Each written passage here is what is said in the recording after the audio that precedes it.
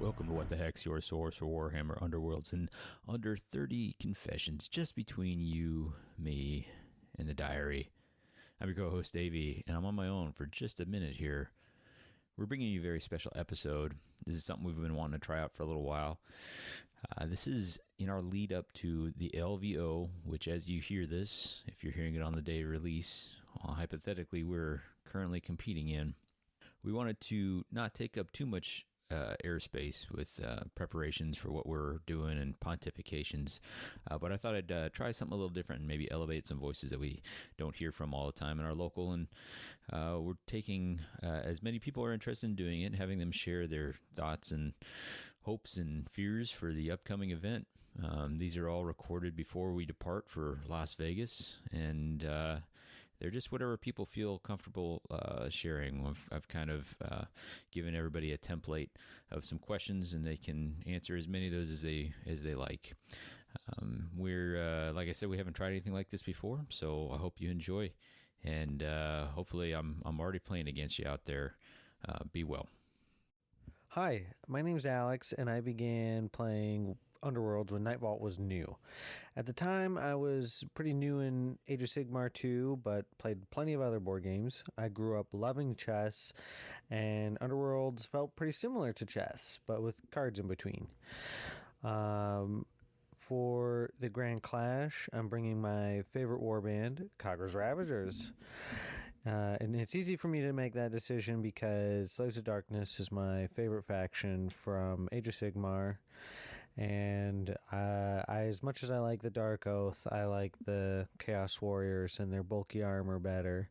Plus the duality of Zarshia and Khagra, their sisterhood of bitterness. It's fun. But I also I tried a lot of deck pairings with them before settling. I liked Daring Delvers, but also felt bad with pings, and then the pings only got worse for a while. I liked Toxic Terrors and had some good fun with that. Void Curse Thralls was really fun, but then in the finale of our local league, I got destroyed and saw all the faults in my Void Curse Thralls, so I ended up rethinking it and going for Breakneck Slaughter. And I would have done Force of Frost because Avalanche and Wizards and stuff would be cool, but my wife wanted that deck for her nemesis. So yeah, Breakneck Slaughter. My goal is to make it into the top 10. That'd be awesome with Khagra's, because I'd love to represent that they're as good as I think they are. But I don't know. I've performed, or I've competed with them before, but didn't perform the best, and I fear just getting, dusted early and not making it to day 2 or something. I don't know. And for the Rivals event, I wanted to do something really fun and not just a warband cards. I wanted to pick a deck and run with it. And Toxic Terrors was what I really wanted to do, but I couldn't find anything that inspired me for them. So I was like, maybe I'll do Godsworn Hunt with Void Curse Thralls, because you could suicide aggro with that. Plus, foiling opponents' plans with void cursing Ephelum or something would be dope. But in practice, it was pretty difficult and brainy, and your fighters just die. So I thought maybe goats, but they're same, so I don't know. And for some reason, I don't know why, but I think about Thundrix Profiteers a lot. And they all gain a wound when they inspire, and so it's like, how can you inspire them good in Rivals to make them even better, to just double down on stats? And I think Paths to Prophecy would be pretty good, because you can just sit on an objective and shoot, and in practice it works. So I think that's what I'm going to be bringing. But I think coming to an end here, I love Underworlds and all the fun rules that augment the game. You may have heard before, but I like Knockback, and I welcomed Lethals and Beastgrave with open arms. A lot of people hated that, but I don't know. I also love how cinematic and down to the wire the game can feel. So sometimes one dice roll and a huge swings in either direction. It's incredible and so fun. I think that's it. Bye. All right, let's do this. So, what's your name and something you want to share about your personal connection to Underworlds? So, this is Skyler, one of your hosts. Personal connection to Underworlds that I want to share. I feel like you guys all know my journey already, and I love elves, so I think that'll kind of lead into our next question here. What are you bringing to the clash? And that, my friends, is Head Crackers Fort Crackers. That's right, not elves, but we're bringing back the Fort Crackers. And how did you settle on that faction, and how did you decide what deck to pair it with? I settled on this faction because I had shelved them for a good while, and I wanted to revisit them after an amount of time had lapsed where there were more to the like nemesis decks to the meta and even new rule sets, and so I'd kind of set them aside. Like it's a warband that I love and I've returned to, at least here in this case, and I keep returning to. And with Death Gorge specifically, they have gotten a lot better. So they have their 3 Glory Surge Great Hunters. That becomes more reliable for them now that there's been that move addition to Charged Out. And that move addition to Charged Out helps them a lot with the flex part of them. And that's my favorite way to play them, is the flex route. And that's what Head Crackers Fort Crackers is built around, is the flex element. And I brought them back out thinking that I like just do a game night, and I was like wanting to give them another go in the meta as it is today. And I remember thinking, like, I wonder if this is just going to feel played out for me. And it didn't. It immediately re-grabbed me, and I was having a lot of fun just playing with this warband and deck that I had built for a different time in the meta once again, and just like, how does it fit into that puzzle now? And I really enjoy that a lot. Like Void Curse didn't exist before. When I was playing them, Ephlem and Domaten didn't exist when I was playing them, so it's been a minute, and I was just quite pleased. So first and foremost, it's a warband that I'm just excited to be playing, is really what it boils down to. And then when it comes to my deck pairing, there is one card I had to tweak, and that is I had to remove the Great Stomp. And that's as a result of the new clarification that there's absolutely no way to push 0, even when you're choosing up to 1. So the Great Stomp used to be a tool where you could choose which of your 4 orcs you wanted to push forward, and you could just say, up to 0 on the ones that you didn't want to push. And so it could literally push the whole warband, or as many of them as you wanted. But now with the firm ruling that they must push at least 1, that card actually becomes pretty not ideal in a flex build. Not where I want to spend a lot of time holding, because it's just going to tempt me off of my positions. And the beginning of the game, I'm already getting onto feature tokens if I'm playing right. And so that's only going to pull me off of them. But take their positions is the slot that I've chosen to replace that with. And I like that a lot now that I'm playing them flex. Like when I ran them the last time, this puzzle saw me invading quite a bit. Whereas I suspect at LVO, I'm going to be playing a lot more back and trying to play counterpunch, trying to out passive warbands and not be the beatdown myself. So, what are your goals and fears for the event? My goals are pretty simple. So, I always have a goal of making it to day 2.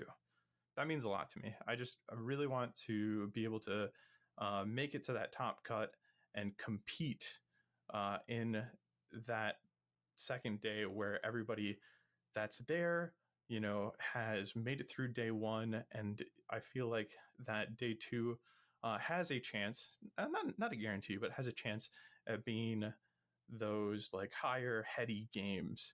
And ultimately, that's what draws me to these competitive events. Is I just want to play great games of Underworlds, and I want to walk away from with like a close win or a close loss, and just know I felt like I played to the best of my abilities, and I was up against somebody who was doing the same, and however it shook out, that, and this is actually my second goal, is again that I felt like I played to the best of my abilities, that I look back at the game and I can say like, like I played that as close to perfect as I could. Maybe the dice weren't in my favor. Maybe the draw wasn't in my favor. Maybe I got outplayed, and I love that. I get energy from getting outplayed because it means there's more for me to improve on. Um, so I guess I also kind of want to touch there that I don't like setting a goal higher for myself than making it to day 2, because this game for me is not about like I need to hit first at a tournament at some point. I would love that. Don't get me wrong. That would be awesome. But it's not the goal for me. The goal is to go meet other people that are enjoying this game, see other metas come together, other like ideas that I haven't seen come to the table, people trying to counter what they think the meta is going to be, and just celebrate this sharing of this great game, with people, and pushing myself to do as good as I can do. And if I come away from an event feeling like I played it as well as I could have, then I'm going to feel really good about that. What's more important to me than making it to the podium is making sure that my opponents along the way are enjoying their games with me. I never want to walk away from a game and think that I was responsible for a bad time because of the way I carried myself or presented myself. If I see an opponent struggling, like, I'm going to check in with them during the game. I'm not going to sit silently and let them struggle. I just, I mean, that's what I'm there for. So I do have a couple stretch goals outside of just making it to day 2. And my stretch goals are be the best showing for Headcrackers there. I really want to see what I can do with Fort Crackers. I think this pairing is fantastic, and I think people are sleeping on it. And personally, I want to continue to rep it. Like, I suppose it's kind of, I wouldn't quite call it a meme that I've created, but it's something that I feel like I have a direct relationship to, is bringing Headcracker, Fort Crackers out is something that I've done before. I've stood, if you've been listening to the cast, upon the hill and said it's the best pairing for them. And so I need to, put my money where my mouth is and go show, how much I can do with this pairing. And hopefully that I'll be the best Headcracker at LVO. Stretch goal. I'm not going to be disappointed if I don't hit these. I'm going to be enthused if I hit these. Second stretch goal, make a transforming charge with Daco once. And what I mean by that is Daco is the only fighter in the game that can inspire mid-charge. And that has to work, or the reason that is possible is because of the way their Inspire works. So when he completes the move as part of his charge, the player performing that move will instantly gain the primacy because of the way the ability is written. That player will gain primacy at that moment. Well, additionally, Headcracker can assign that inspire the moment you receive that primacy. So you don't actually have to wait for an inspiration window here, because it's not an inspiration condition that has been met. It is an inspire that is occurring as a result of an ability that has just been triggered. So that's really cool. So I can move as part of the charge onto an objective into enemy territory, and then I'm on 2 dice looking for swords at this point in time. And if I take that move action as part of the charge and end up on an objective in enemy territory with somebody at charge length, full charge length, like 3 hexes away, then I've met the condition that there's no fighters within 2 hexes of Daco presently, and then I can inspire him and go from 2 dice on Fury to 3 dice. I think that'll be really fun. It's 1 damage. It doesn't do all too much. Like in most cases, if I'm actually able to utilize Daco towards getting primacy, he's going to be on an island. There's going to be nobody within range for like that extended exact 3-spot range of him, to grab me that really cool charge moment. But let's see if we can get it once. So that's a stretch goal. And then the other stretch goal is, and this is like, I would be on cloud 9. So I reached 5th with Headcrackers, Fortcrackers at Adepticon last year. So this year, if I could make it to 4th place with them, that would be like my ultimate stretch goal. So we got 3 fun stretch goals. Be the best showing for Headcrackers, make a transforming charge with Daco once, and lastly, make at least 4th place in the event to just kind of push Fortcrackers a little further up a ladder.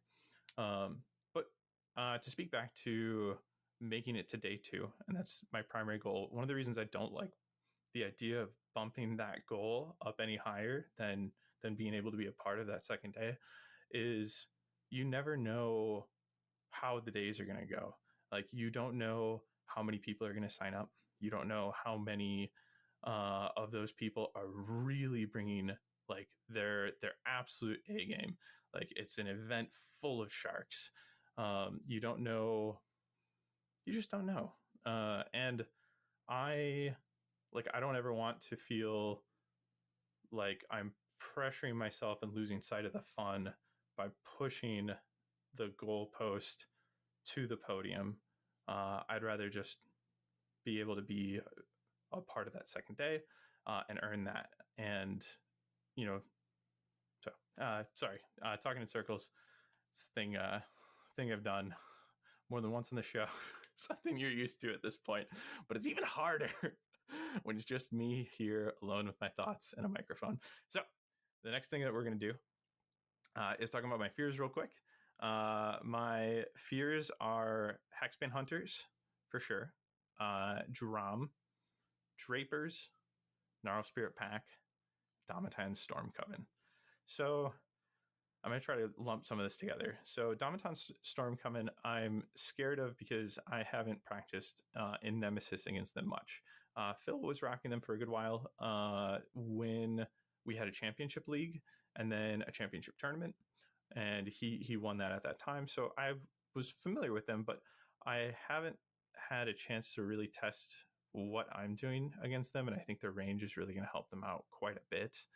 I'm hoping that I can really take advantage of the Aether passing around that Inspire early, and probably actually use that to set up my round 2, like kind of let them push themselves a little further.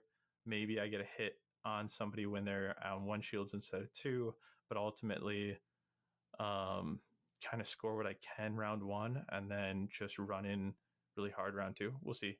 I got to think that one through. I've got a whole flight to contemplate things that I'm going to plan on strategy wise. So Hexman Hunters, we're going to group that one with GSP and Drapers.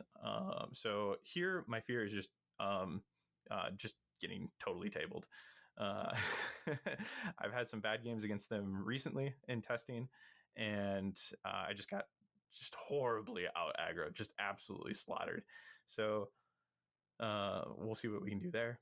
And then Drom, the goal here is actually going to be to try to outpassive them. I'm going to, like, even though I'm playing with Fearsome Fortress, and that's going to normally pull me to that fortress territory within one of no one's, I would rather hang back, make them come to me, and try to score what I can in my territory, try to mulligan for more passive hands, and then deal with them once they are forced to come in themselves, and hopefully outpassive them. So if a Drom takes a card on their first turn, I plan to take a card on my first turn, and kind of just match them and not fall for like needing to run across the line. All right, 2 more questions left. What about the Rivals event? So here I get to rep some elves.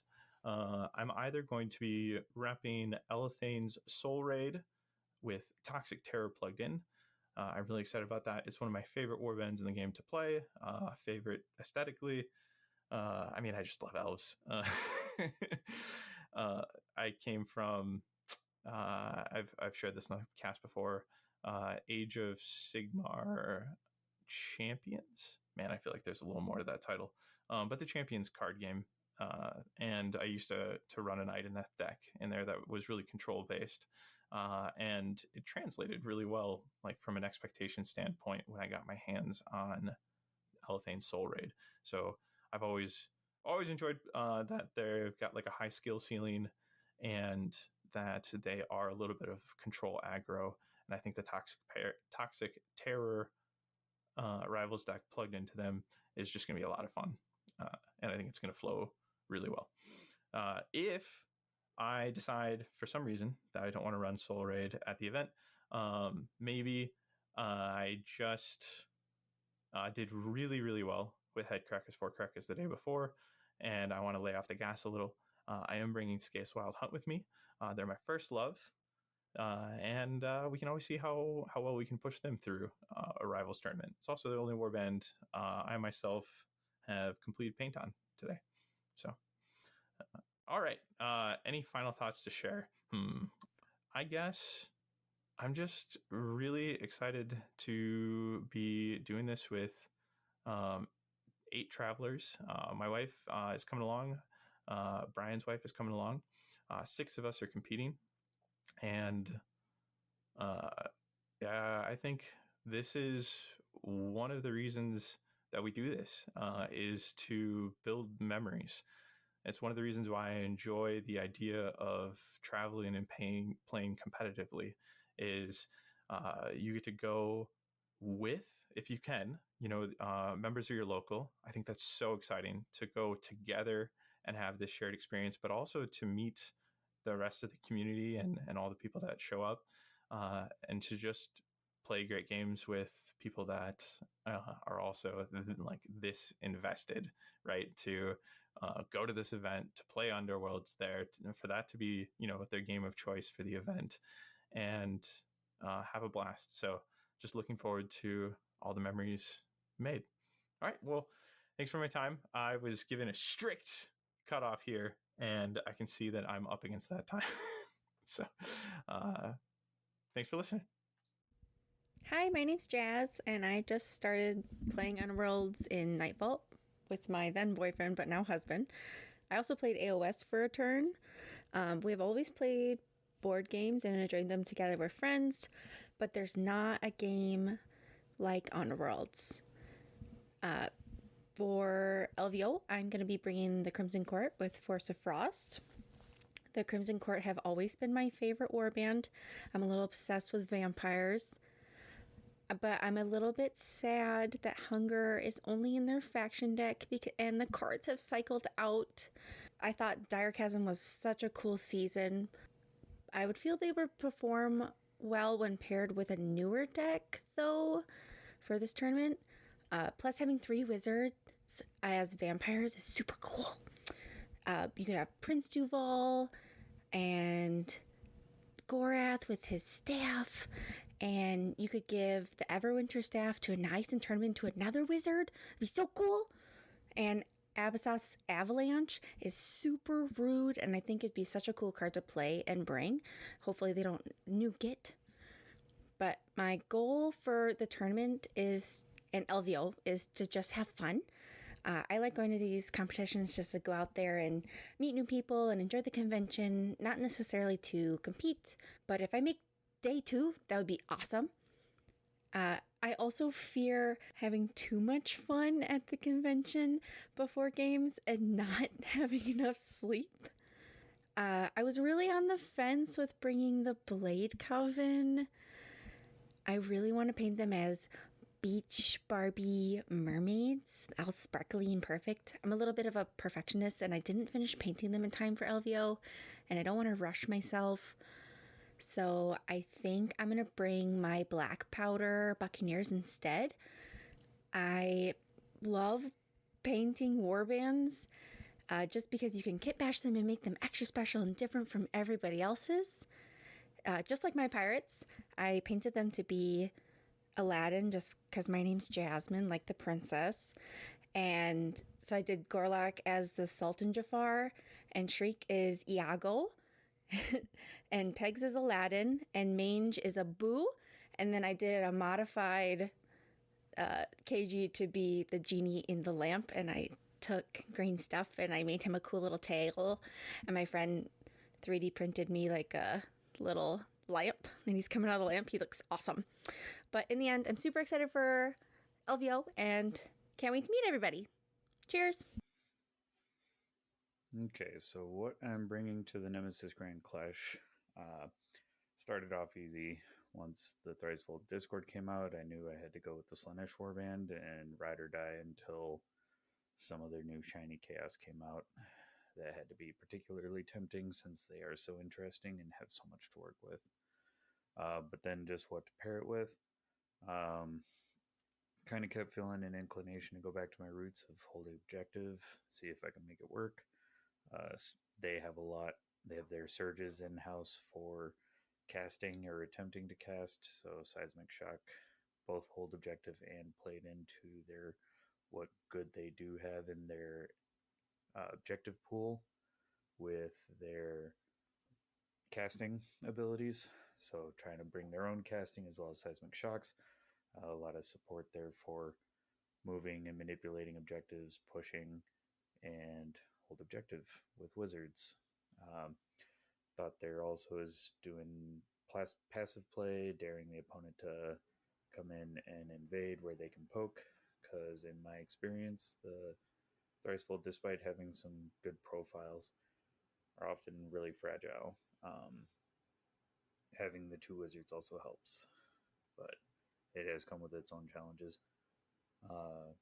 My confidence kind of keeps rising each time I hear somebody else say that they're going to be committing time to trying to solve and win big with Thricefold.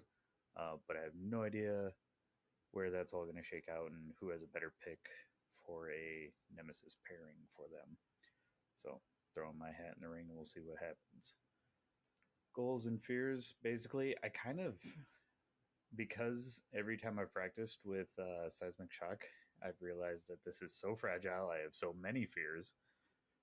Goals for LVO is really just practice, get more games in, experience another con with a bunch of our friends. So I'm really not even aiming for the podium. I'd like to make at least day 1 cut. That's really my goal. And I kind of see this as practice going into Adepticon for a proper attempt and see what everybody brings, see what it looks like after this latest FAQ, and use a con to prep for another con. Fears, plenty. Hexbane, Void Curse Thralls, really brutal, really hard to counter. Got some valuable games against them. Know more about what to expect. It's just going to be some critical offense and defense roles for them. Whether or not I'm able to take the fighters down. But Headsman's Curse always lurking, but I'll get to them later. Yeah, I don't know if Ephraim's Pandemonium can outscore me. I tried to look at other decks, Fearsome Fortress, Force of Frost, even Toxic Terrors, but with the Discord, it required too much engagement or more engagement than my Seismic Shock deck asks. That's not to say my Seismic Shock deck is perfectly passive. I don't think you can really get to that, nor want to see the meta get to a place like that where you can be perfectly passive in Nemesis. But I'm attempting. So all those other decks I found required more interaction, and I thought had a higher failure rate because I don't think that the Discord are all that defensive. I've seen really quick games, and sometimes you're even hurting yourself. So looking at Icon of Excess, in this passive play, I've been able to really leverage that some games to great success.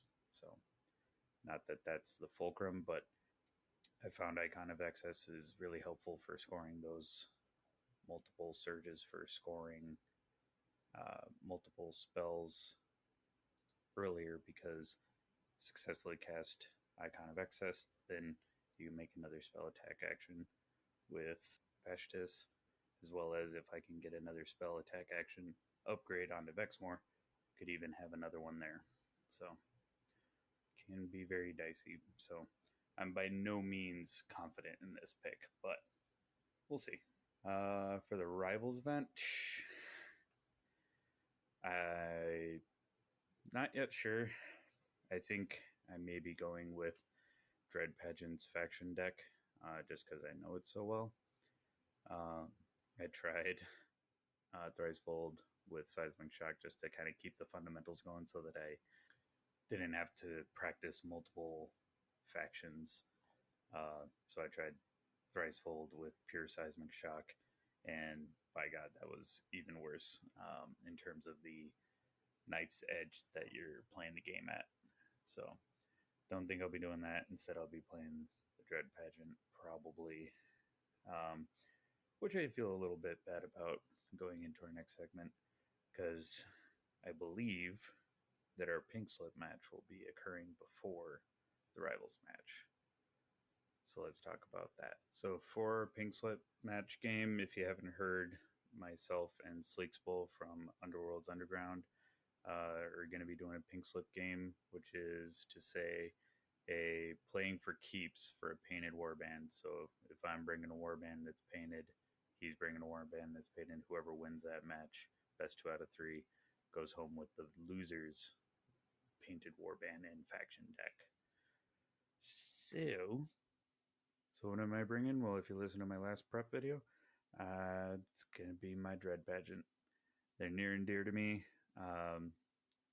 Throwing down the gauntlet, I've been throwing some massive GIF fear tactics at Sleeksbull, trying to unsettle him, but it's all to cover up my own fear, because they are near and dear to me, and I'm putting up not only one of my favorite warbands, but one that I want a local Golden Demon promo card with, and I'm putting the Golden Demon card up as well. For me, going to cons is about making memories with people we meet in the hobby and in the community, and I think putting the stakes on this makes it all that more memorable. Whether I win or lose, whether whoever wins or loses, the winner has to bring that warband with them if we are going to a event or con in the future and we have a possibility of crossing paths and playing another pink slip match, double or nothing. So should I lose, I will absolutely be hunting and have further drive to go to more events, more cons, to hunt Sleeksbull and get my Dread Pageant back. But that's not to say that I expect to lose. I am trying to put my best foot forward with them. I don't believe that this is a good deck, but it's one that I'm familiar with. the Dread Pageant faction deck, as well as Breakneck Slaughter. I don't believe it's the best pairing for them, but I think it gives me a lot of options. It gives me the ability to hang back because I have no idea what he's bringing. So it gives me the ability to hold objectives and be passive for a round if I need to. Let him come to me with their hold objective cards and try and at least delay the fight. It's the best 2 out of 3, so it gives me options. If I need to invade him more, then I can turn on a dime and dive into his enemy territory. Breakneck Slaughter also gives a few defensive upgrades, which makes me feel a little bit better. But once again, I've been practicing this, and it's certainly not foolproof. What's my goal and fear? Goal is obviously to win. At least put up a good showing and bring him something he wasn't expecting. And just at the very least, I win when I see the look on his face of what I'm putting on offer. But what I fear is Headsman's Curse. My God. Played a practice match with Davy, and the block was absolutely something I should have foreseen, but was absolutely crippling. Made some big misses trying to kill the leader and the bearer of the sword, but the failed, and it only got worse and worse from there. So that's probably the warband I fear most. It's also probably a high likelihood of a chance that Sleeksbull might bring that one. Another one that would be rough would be Iron Soul's Condemners. That's one that I believe Sleeksbull has been known to use and play with Tooth and Claw, and that can be a really savage pairing. So that one is very much one I would, both of those are very much options that I would sit back round 1, let him come to me, and just pounce on the leader as soon as, or whichever fighter comes in, to try and pick them apart as they come in. Pretty simple plan, counterpunch, but we'll see how it goes. And may the best man win. I would feel bad a little bit because I believe the pink slip match will occur before the Rivals event at LVO, so I may have to caveat going into our match with Sleeksbull and beg his permission to use my/his warband for the Rivals event going into it. Again, just going into the Rivals event with something I'm practiced at and rely on that really to try and carry the day. Don't really know what to expect with Rivals. I would imagine somebody's going to bring faction deck Ephelin, but maybe they would be too afraid to now with the recent FAR, but I don't think that's enough to keep them down or back. Really, Seismic Shock would be a real good pairing for them. But their faction deck is really enticing, so anywho, that's probably what I would expect to win the Rivals event would be Rivals Ephelin faction deck. Yeah. So, well, if that's the case, then I'm just going to be diving Ephelin. So, thoughts overall for LVO? Just looking to go and have a great time with all of my friends, going out, our wives, and one big happy family, going to meet a whole another segment of the Warhammer community. So that's really the highlight. Obviously, I'd like to get a crack at the golden ticket, but again, I'm kind of viewing this more as practice for Adepticon as another opportunity, and then from there, potentially going and sniping some Canadian tickets. So LVO is not the end all be all for me. Looking to have a great time interacting with more people, more community. Just super excited, hopefully hoping to do well. If I have a stretch goal aside from making day 2 at the Nemesis Grand Clash, it would be beating my Nova performance, which was 10th. So that I'd be happy with. for context, I ranked 5th at Adepticon and then 3rd in 2023, 10th at 2023 Nova. So it's just my own kind of track record. So, all right, we'll see how it goes. See you guys in Vegas. Hi, my name is Bobby, and you may remember me from the Nova episode where we broke down our experience in DC. There I played Headcracker's Mad Mob with Fearsome Fortress, and this time around, that won't be the case. At LVO, I'll be running Draper's Wraith Creepers with Toxic Terrors. I chose to bring Drapers for familiarity reasons. It's a warband I simply love playing. I love the setup that you can do with the push mechanic from the drummer as a reaction. I like the aggro style of gameplay, and I feel like Toxic Terrors is a really nice pair with that for cards like Carve a Path and Superiority Confirmed, where it's slightly invade aggro with quite a bit of control given the poisons and the gambits available. I actually ran into this pairing at Nova, played by a gentleman named Charles. He really opened my eyes to Toxic Terrors, to how much control that deck can truly offer. Drapers with Toxic Terrors has so much control with the range 2. It was pretty darn impressive. When I got home, I took that pair, put some cards together, kind of nodded my head. I was like, I think this can work, and brought them locally to Madtown Throwdown, where I ended up placing first with that deck. So I'm looking forward to taking it to LVO to let other players experience what I thought was a really neat pairing. At Nova, I placed 6th. Going into LVO, I have a soft goal of day 2, so top 8, with a hard goal of 4th place or above. What I'm least looking forward to at LVO is Drom. That warband scares the hell out of me. The push tech it has, the overhead smash and ping it has, the damage it can do out the gate. Drom is a beast, and I do not look forward to playing that warband. Force of Frost is going to be a rivals deck I'm not looking forward to playing against. I think that deck has a lot of flexibility with aggro warbands as well as hold warbands and anywhere in between.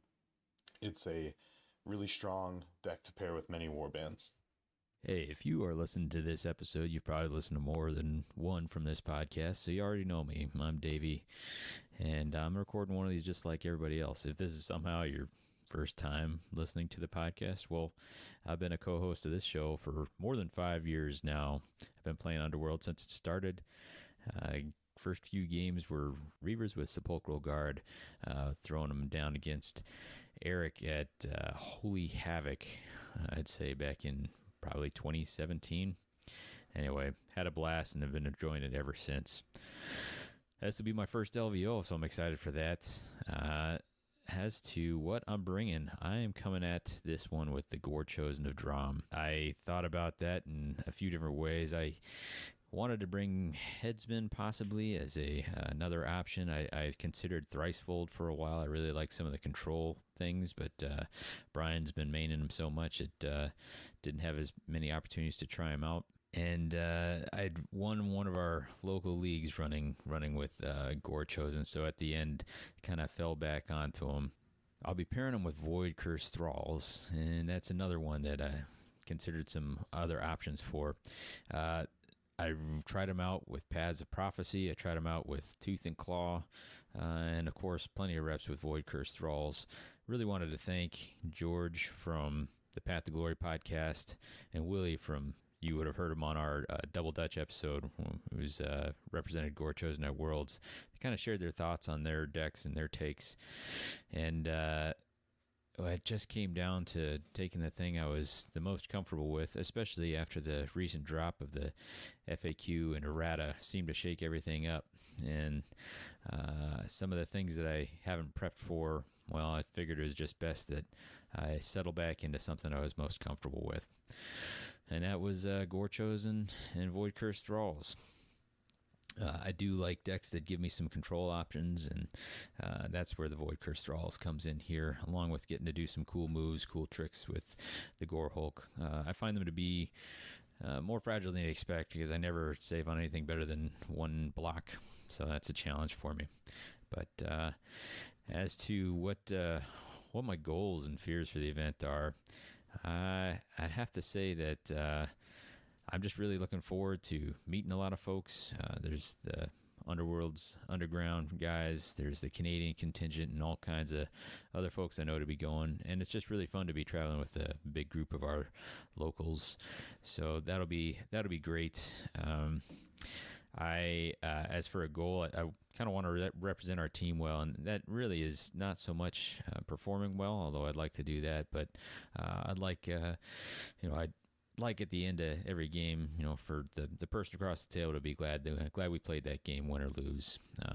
I'm as prone to tilting as anybody, and so I'm just hoping that I can keep that in perspective, because when it comes to performance at the event, results-wise, I'd be lying if I didn't say that there is kind of this stretch goal dream of maybe getting that golden ticket. It's really alluring. I know that recently I haven't had the reps with the changes to get me there. I feel unprepared into a number of things. Gnarl Spirit Pack being a big one. Canaan's Reapers I expect to come back with the change to the errata, taking Abyssos Avalanche off the table. And I recently got housed real bad by a Thricefold control build. There's other ones that I'm pretty comfortable with. The kind of Bogeymen, Ephelims, and Storm Coven. I can hold my own into those, and I'm just going to rely on experience for the rest. So I'm hoping that's enough to get me to the top cut, and I'd be proud of that, happy with that. And that's kind of where I'm hoping for performance, or in the idea that steel sharpens steel. Hopefully someone from our crew can get up there. I'd be pretty excited for that. As for the Rivals event, I really wanted to bring Headsman's Curse. I had been playing them as an option, as a sort of a counter meta pick in my Nemesis builds, and I was wanting to build them up. I really actually had a ton of fun with those guys. Played a lot of them into Hexbanes and felt actually pretty good, because I could kill little things with Terminus and bring back guys.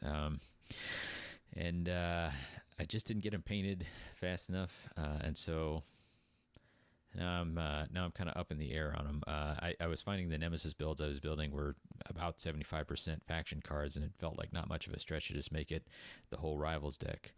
Now I got to decide if I want to come with something partially painted, so they are packed, but I'm bringing a couple long shot choices too. I've got my Chosen Axes, kind of proud of that paint job, and I would just go straight Void Cursed with them. I'm pretty familiar with the Void Cursed Thralls deck. I think it serves them real well. Or as my other possibility for Rivals, kind of looking into going full meme with Eyes of the Nine, and why not going Malevolent Masks with them. So we'll see how that all goes. It may see how the Nemesis event goes, and see how the mood takes me when it comes around to the Sunday Rivals event. But TBD on that one. As far as any last thoughts on LVO, I'm just excited that it looks like the Underworld side of things is going to be bigger than ever. Myself, I've never been to Vegas. I'm not really a gambler, but looking forward to going for a couple runs in a city that I've never been to, meeting a lot of folks, playing some games on the side, and just hanging out, enjoying stuff. So hopefully I will see you / have seen you there by the time you've heard this, and I'm looking forward to hearing what the rest of our crew has for their thoughts. All right, cheers, thanks. All right, and that's going to be just about doing it for us. If you've enjoyed this episode, please get in touch with us at WTHcast or whatthehexcast@gmail.com. As Davy mentioned at the beginning of the episode, this is a new thing we're going to try. It's something we have thought would be kind of cool. Instead of doing our normal road to whatever event, we're just going to have these sort of intros so you can get a chance to know what we're doing, but then also get to know some of our other folks from the local area and who's traveling with us to each event. Keeping it short and simple here, just to try out the new thing, and hopefully it's fun. So hopefully we'll see you out there. Catch you next time.